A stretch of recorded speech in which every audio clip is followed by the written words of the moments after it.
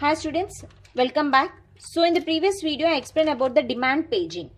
Demand paging means CPU is demanding a page in the main memory.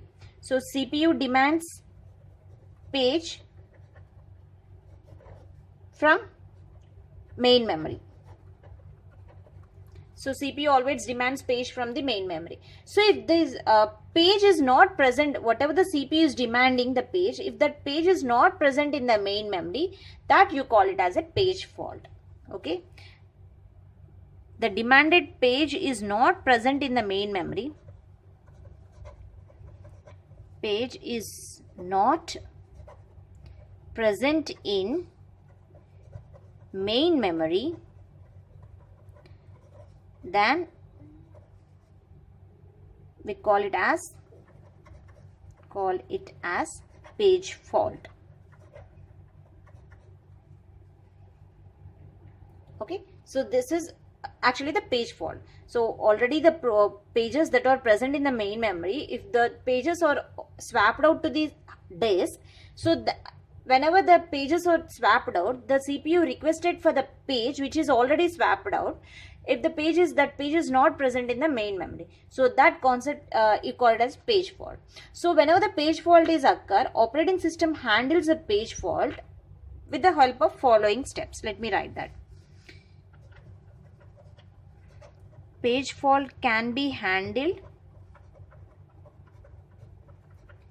by operating system with the following steps. Let me explain about that steps. So first what it does, so the operating system first looks at process control block PCB to decide. So first the operating system, whenever the page fault is occurred, the control transfers the program to the operating system. Then first the operating system looks at PCB to decide is there is any invalid reference. First it checks is any invalid reference. If invalid reference is abort, means that requested page is, if it is not is there, it is invalid reference. Or else just not in memory. If it is not present in memory, then what it do? It loads the page. So operating system looks at PCB to decide whether the page that is requesting by the CPU is invalid or just not in memory. If it is invalid reference, it aborts the program. If it is just not present in the memory, then it loads the page. How it loads the page to the main memory? Just taking the page from secondary memory and store it in the main memory. Okay. So load the page. Which page it will load? How it load the page in the main memory? First it gets the empty frame. It just gets the empty frame from the secondary memory. Next, swap page into frame via disk operation. So with the help of the disk operations, we have just swapped the page into frame. Next, reset page table to indicate the page. Reset page table to indicate page. Okay, so whatever the swap page is there, so that page, whenever it swapping, when it becomes a frame, so we have to reset the page table. So now in memory, now it is present in memory, set valid bit is equal to validation bit is equal to V. Okay, so after that we have to restart the instruction. Restart the instruction that caused the page fault. So these are the steps you have to follow whenever the page fault is occurred. So the demanded page is not present in the main memory, then the page fault is occurred. So to overcome the page fault, we have to follow these steps. So let me explain these page faults in the diagrammatic representation. So steps to handle, steps in handling a page fault. So how we handle the page faults? Let me explain. So let us take, suppose this is the main memory. So we have to load M. Okay, so not main memory. So just the CPU wants to load M. So if it wants to load M, first it sends the reference, the reference page which it wants to load. So it sends the reference page to the page table to check whether the page is available or not. So here this is the page table. So the CPU wants to load M. So first it sends the reference to the page table. So this is, suppose it is I is there. I means invalid. So whatever it is requesting, so that is invalid. The processor, it is showing that page is not present in main memory. So it sends a signal, that is a to trap operating system. So this is an operating system. So the program transfers the control to operating system. So then the operating system is check PCB. Why it is checking PCB? The operating system checks PCB, the process control block, to decide whether whatever it is sending, the info CPU is demanding, is invalid reference. This is an invalid reference? If it is an invalid reference, it is aborted.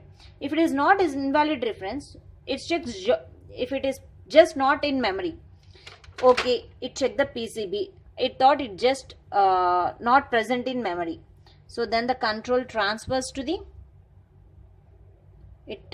control to disk, that is a secondary memory. Okay, so this is a 3. Page is on backing store. So the demanded page is not present in main memory. So then the operating system is go to the disk and request for the page. So whenever it requests for the page, that page will be placed on physical memory. Sorry. So this is the physical memory. So it brings the free frame from disk. So this is the 4th step. Bring in missing page. Missing page will be taken from the secondary disk and placed it in the physical memory. So this is the free frame. So after that, this free frame has to send to the page table. So why it is sending the back to the page table? Because it has to reset the page table. Whenever you reset the page table, then only the CPU understand that the free frame consisting of the demanded page or not. Okay, so after reset the page table, this page table again sends back the signal to the CPU saying restart instruction. So again you restart the instruction and demand the page. So again the processor will demand the page. So next time it should be a valid page will be present. This is the new frame, that is the demanded page. So this is how the page fault will be handled. So first the CPU is requested for the page. So that if that page is not present, so the page table will handle all the information related to the main memory. So if that page is not present in the page table, then the signal will send to the operating system. So the operating system is check PCB whether it is a valid reference, or if the page is not present in main memory, it asks the disk to send the free frame. So then the disk will send the free frame and stored in the physical memory, and that frame will be sent to again to the page table, reset page table. So whenever the page table is reset with the new frame, it sends the signals to the CPU to restart the instruction again, means to request the page, the demanded page. So this is about the page fault. So what we will do if there is no free frames? Suppose here the disk is having the free frames, so that's why it is sending the free frames, and again we are storing in the page table. So what happens if there is no free frames in the disk? What happens if there is no free frames? So what we will do? So the main concept, if there is no free frames are present, we will do the page replacement. The page replacement technique we have to follow if there is no free frames in the secondary memory. So the page replacements find some page in memory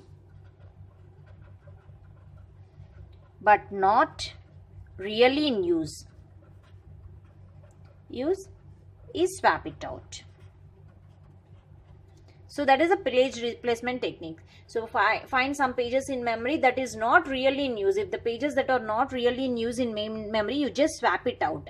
So and then place a new page in the main memory. So this is a page replacement technique. And it also follows, suppose if there is no free frame, same page may be brought into memory several times. So these are the two techniques if you can follow if there are no free frames in the main memory. So this is about the page fault. Thank you.